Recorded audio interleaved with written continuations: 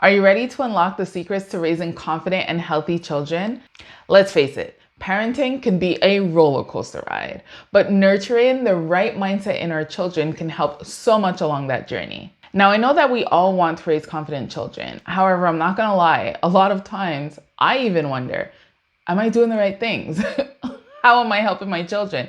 Well, in this video, we're going to go over what exactly does it mean to have a confident child, how to figure out if your child is confident or not, how can you support them along this journey. We're going to talk about one concept that you and your children can use whenever they are in certain situations.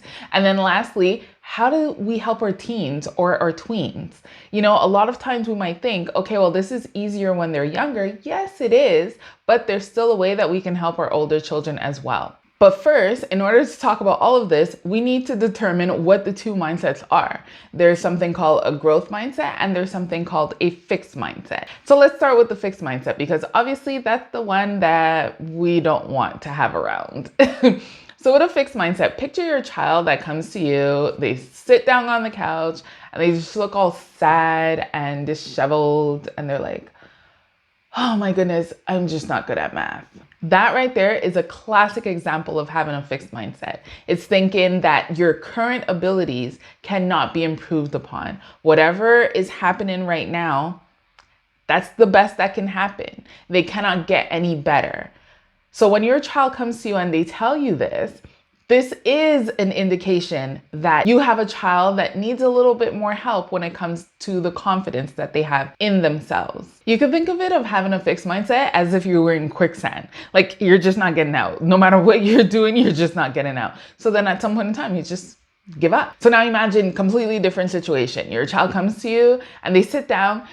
You could tell that they went through something, but they're not completely like, oh my gosh, like they were before, right? So they come to you and they say, you know what? Math was really hard today, but I did my best and I pushed through it and I was able to do it. That is a perfect example of having a growth mindset.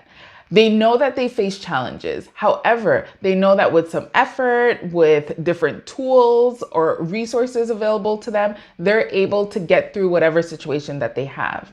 And that's what it is, having a growth mindset. Where you are right now is not set in stone. You are able to do better. You are able to get better. You are able to get through whatever situation that you're in because you know that there are different possibilities out there. So you might be wondering, okay, but what does that have to do with raising confident children? Well, think about it. If you have a child that's coming to you very often and you can tell that, you know, either they have an excuse for everything or they give up often or they don't want to be involved with different activities that are happening either around the household or with their friends, that could be a very big indication that your child is lacking in confidence and needs a little bit more support. And it's totally normal. Not everyone is born with all of this confidence. However, we can do things to help our children to be able to figure out how they can be more confident in whatever situation that they're in. I still remember I was in this training once. This is a little side note. And we were talking about goals. And they were talking about the fact that goals are not really important. And I was like, what? What do you mean goals are not important? Goals are super important. It gives you something to strive for. But the way that they followed up with that, let's say you set up a goal that you want to save up some money for a vacation that you want to take with the family. Well, if you tell yourself, okay, I'm going to be setting up that goal, yeah, it's good to have that goal. However, it's the person that you're becoming while you're trying to obtain that goal that's what's important. And that's kind of the message that they were trying to teach us. It's not the fact of setting the goal. It's all the little steps that you're taking in between to actually reach your goal. So this is the same thing for your children. When we're helping them to be more confident, it's not only about, you know, at the end of it, you're going to do this or you're going to do that or you're going to get that math question right or you're going to be able to ride your bike. It's not about that. It's about the different steps that they are taking in between to actually get to that point. That's what's building that resilience in our children. That's what's building the confidence in our children. They know that they're going to struggle. However, they know that they are capable and able to actually get through it. And that's why this is important. That's why it's important to have a growth mindset versus having a fixed mindset. Now you might be wondering, okay, but how do I do this? Like, This all sounds great, but how do I actually get this done?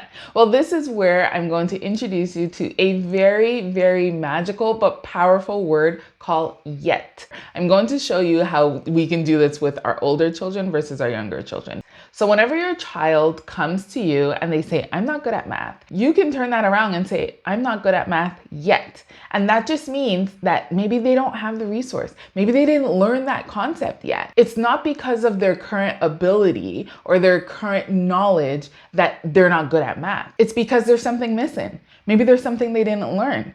And when they learn this thing, they'll be able to apply it and then they'll be better at math. So we need to be able to teach our children to use the word yet for whenever they come up with a fixed mindset thought, because that word yet just means that it's not fixed, it's not set in stone. There is more afterwards. We're giving them hope. It's just like when, if you have a 4 or 5-year-old that is learning to tie their shoes and they try and they try and they try. And I know with those loops, it's hard. Bunny ears, you do crisscross.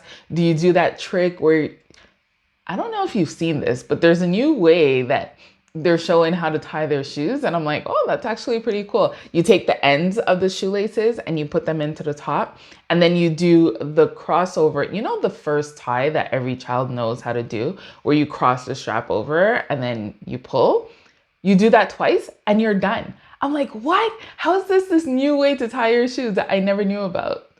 Anyways, I digress. So let's say you have a 4 or 5-year-old that's trying to tie their shoes and it's hard. They're not getting it. No matter what trick you're giving them, they're not getting it. You can see the frustration coming on. And then they're just like, whatever, I'm just never gonna wear shoes. Right? That's not gonna happen. What you can do is you can help your children and say, you just don't know how to tie your shoes yet. Here's another way that we can do it. And maybe you can try that technique that I just mentioned. Most likely that's why it was invented, because a lot of children were having struggles with the other ways, the other methods. So by showing this to your child, and then they're gonna try, eventually they're gonna get it. And then you're gonna see the excitement on their face because they're like, wow, I just went through something that was really challenging. I thought I wouldn't be able to do it, and I was able to do it. Yay. And then they're gonna forget 2 seconds later. But that's okay, they're 4, they're 5.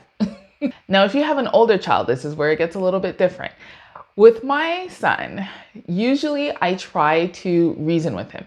When they're older, you can speak to them a different way. You can have them come to the conclusion that you're thinking in your mind. So let's say your child has a soccer game, and at the end of the game, you can tell that they're not too pleased with their performance. Well, obviously, they're not going to come to you and be like, oh, I did not score all of the goals that I shot, because they're a tween and a teen. They're not going to tell you all of that. That's too many emotions, right? But that's where you could become a little detective and try to help your child voice what's going on in their head. So you can ask them, how was your game? How did you feel after your game? What did you think about your performance in the game? And you know your children. You know if they feel happy or not with the performance that they did in whatever sport or activity that they're doing. And then at some point, it's going to come up that they were not proud of their performance. And let's say it's, I kicked the ball 3 times to go into the goal and it only went in once, or it didn't go in at all. Well, then that's where we can take that fixed mindset and switch it over to a growth mindset. And we can ask them, well, how will we get better? How can we practice you kicking the ball to make sure that it's going into the goal? Is it your kick? Is it the aim? What is it that we need to work on? And by putting these questions out there and having your children think about it, and maybe having them come up with the solution. And if you see they're struggling, just help them out a little bit. But this way, your child's going to realize, wait a second, there is something that I can do. It's not just like, oh, I'm not a good soccer player. I'm not a good soccer player. No, that's not how it works. They're going to be able to see, well, there's something that I can do to become better. And then they set a plan in place and the practicing, and maybe you bring them to a park. You give them this environment where they can actually practice and work on the goal that they set for themselves. And that way they're going to see that they're able to actually be better just by working harder. Maybe look at a few videos on how to kick better, how to aim better. And it's going to help your children get out of that fixed mindset and go over to the growth mindset. And to help you out with what you can tell your children whenever they have a fixed mindset, for you to be able to transform it into a growth mindset statement, I have a download that you can get. It's completely free. Just go to www.mommyandmewellness.com/ 5, or you can scan the QR code right there, or it's going to be in the description box below. And then you can snag that little one pager that has, one sentence, say this instead of that. It will be perfect for you to be able to practice this with your children.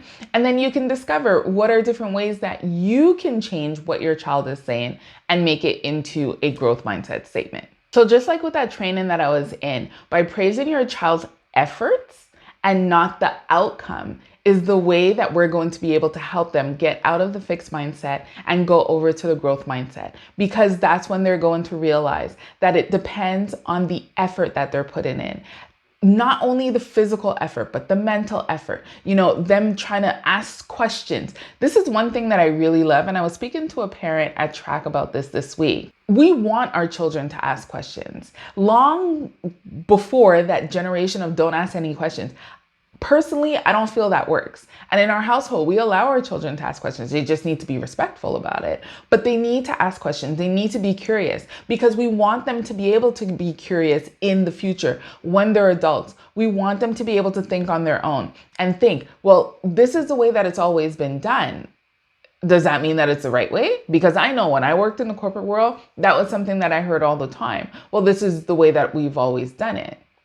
That doesn't necessarily mean that it's the right way to always do things. So making sure that we teach our children to be respectful, but still ask questions, still, not just stick for the status quo, is a way that we're going to be able to help them build that confidence in themselves that they're going to need well into adulthood. And let's face it, mama, sometimes we need to hear this too, because I know I do the same thing. Sometimes in my mind, I'm still stuck on the way that I grew up, and I don't realize, like, wait a second, I'm kind of doing the same thing. Completely guilty of it. We all are, if we're going to be completely honest, right? So maybe this is also a reminder for ourselves that sometimes we need to be into this growth mindset and be a little bit more confident in what we're doing, because we all know we don't know what we're doing when it comes to motherhood. We're kind of going with the flow and learning as we go, right? No matter how many children you have. So if ever you're doubting yourself or you're wondering, am I doing the right thing? Know that you're doing your best. We don't know what we're doing. We're just doing the best that we can to be able to raise confident and healthy children. And as I mentioned, right there, healthy habits empower every generation to thrive, because I think that that's what's important for us. We just want the next generation to be better than the previous generation. And then it's just going to keep going forward. Now, if you're like me and you like asking questions, you like doing your research, there are a lot of books and also TV shows out there that you can either read with your children or watch with your children, or read on your own and watch on your own. So I would say when it comes to books, there's a lot. I Am Enough is a really good book that you can read with your children. And anything that has to do with having a growth mindset. There's a Magical Yet that's also a really good book, and it's a really short read that you can read with your younger ones and with your older ones, and then you can have a discussion with them afterwards. When it comes to shows, there are so many. There's different things like Curious George, there's Bluey. Okay, so we're a Bluey household here. Complete Bluey household here. We're actually going to see Bluey next weekend. But the thing that's really interesting about these type of shows is that these children, they're so curious. They're using their imagination in ways that, you wouldn't think back in the day that children will use their imagination. And this is what we want for our children. If you've been getting value from this video so far, please give it a like, subscribe to the channel, and then let me know in the comments, what show are you going to be watching with your child next? And since you're a mom that's looking into how to raise confident and healthy children, I know that that means that you're a mom that really cares about building the habits within your children to help them become healthy adults. And one habit that I think is going to be amazing for your child is going to be found in this video right here. So click on over and you'll see the simple habit that you can get started on tomorrow to help your children every single day.